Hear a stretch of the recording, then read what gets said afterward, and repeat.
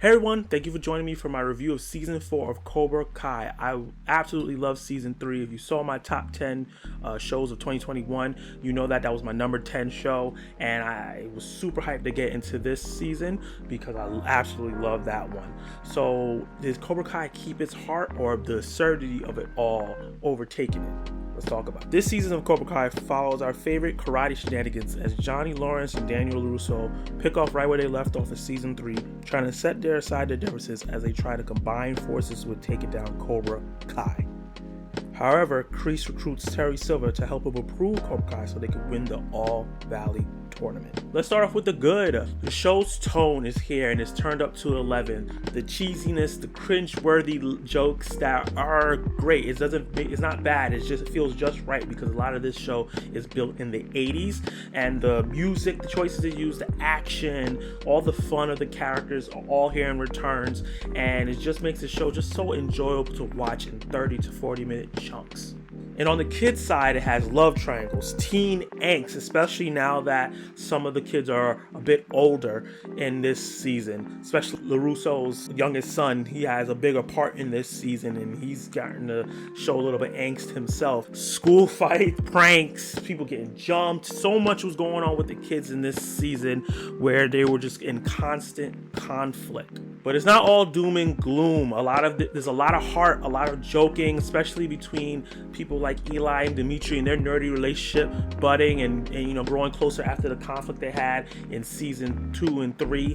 And I really enjoyed everybody's characters, jokes, and the lighter sides of themselves, especially Johnny Lawrence, who's my MVP of this show, especially this season. Him being this old school 80s, like, hey man, I'm the rock star, I know what a real man is, and him trying to grow out of that so he can be a good example for his son and also for basically his adopted son Miguel, and the other kids that he has an Eagle fan now. And every time he tried to be woke, it was absolutely hilarious to me, and it executed in a way where it didn't feel forced or it didn't feel like they were trying too hard. It just made sense coming from him. The show has all the elements for a great high school drama with the backdrop of karate, and it's combined with the adult drama of Johnny Lawrence and Daniel LaRusso and everything surrounding that rivalry. This season really explored what the adults were going through and their motivations. They did a little bit in the first 3 seasons, but it was mostly focused on the kids.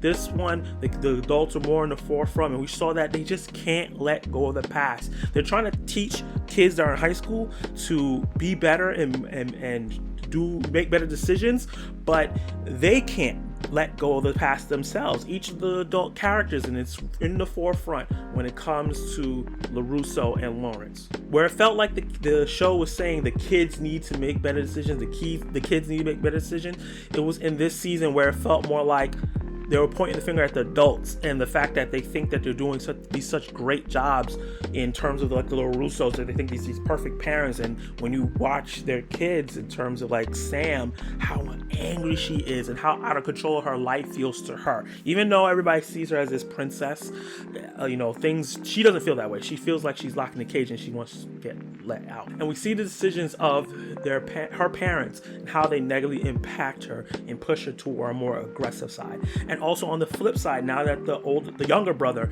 has an opportunity to be more in the show, we see how their focus on the karate, Kreese, Lawrence, and Samantha, and that neglect has led him down the wrong path as well. Also, did anybody else notice how big the son got? I almost thought when they first showed him it was a flashback to Daniel's time as a kid, but then I realized no, we already saw him as a kid in the Karate Kid, so that makes no sense. I was like, how did he get so big?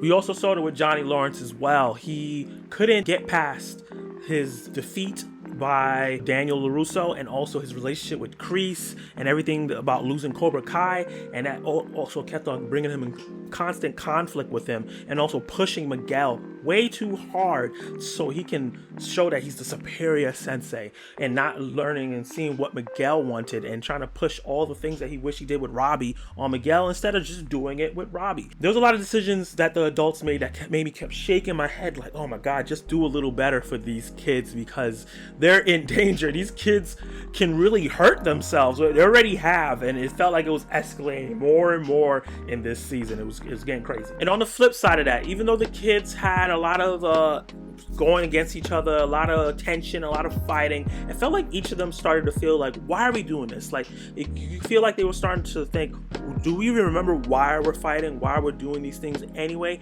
And we're trying to grow out of this situation, trying to leave it on the mat instead of fighting and putting themselves in danger outside of the tournament. But the adults' conflict just kept pushing them into further conflict, and they didn't have anyone to turn to because the adults were too busy fighting amongst themselves. So I just thought that the kids were a little bit more mature here and started to grow to a better by combining the positives of what the teachers and senseis were trying to teach them while trying to push away the negatives.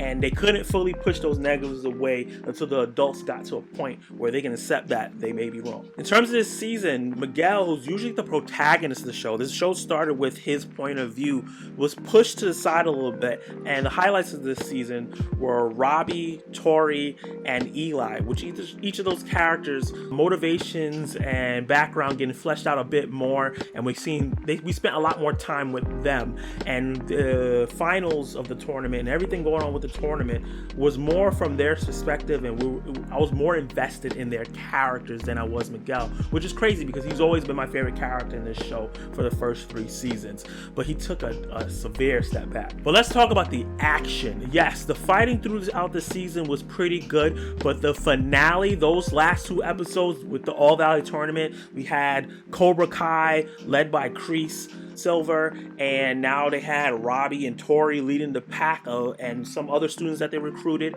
And then we had Eagle Fang, which had Miguel and some of the other students that are not that great at karate, and a new recruit that was cool. And then Miyagi. We had his 3 different factions mixed of different kids that used to be in different dojos, and the season made it so that all this was building real good tension. So when the fights were happening, you were invested not only in the action but the characters as well. And all the new characters that were added this season were all great in their own aspects, but the highlight was Terry Silver. The show had a lot of promotional material hyping up his return, and he did not disappoint. He was such a great character. He started as this meek, quiet, contemplative businessman who seemed like he was happy with his quiet life that now Kreese was coming in and pulling him out of, turned into this sadistic man that Daniel LaRusso warned everybody he would be as soon as he saw him come up. But the guy acted in a way, the actor acted in a way where I wanted to give him the benefit of doubt.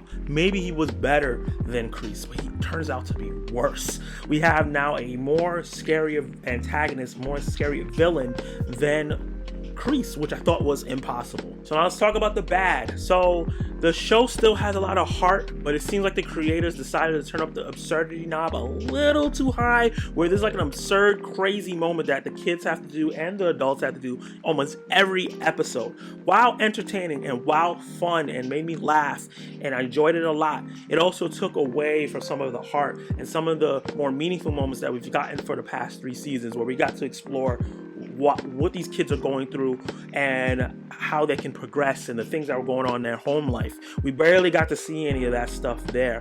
And another issue that I had was that ties into that, and my second thing that I thought was a little bad was the fact that the adults took more of the forefront than the kids.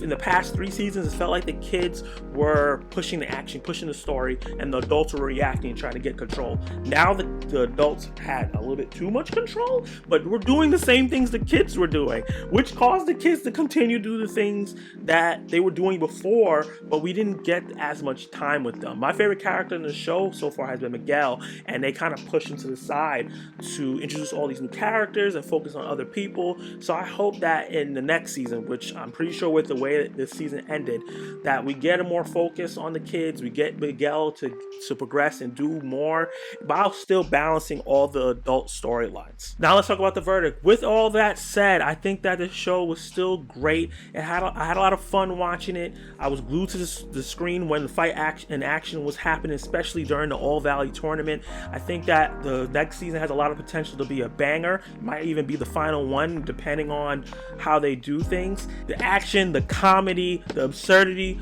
all there, all great. Turned up to an 11. The heart is still there, but it was dimmed down a little bit. But overall, I still love this show, and I'm gonna give it a B. So drop all your thoughts about Cobra Kai season 4. What did you think about it? All the themes, the action, the character development, all the character moments. What was your favorite character moment? Who was your favorite character? Like the video if you like my review. Subscribe to support the channel, and I have my most anticipated shows and movies videos coming soon, and I'm still working on that top 27 MCU movies list. I really want to get that down right, so hit that notification bell so you can stay tuned to all that content coming, plus more. I hope everyone has a good day and be well.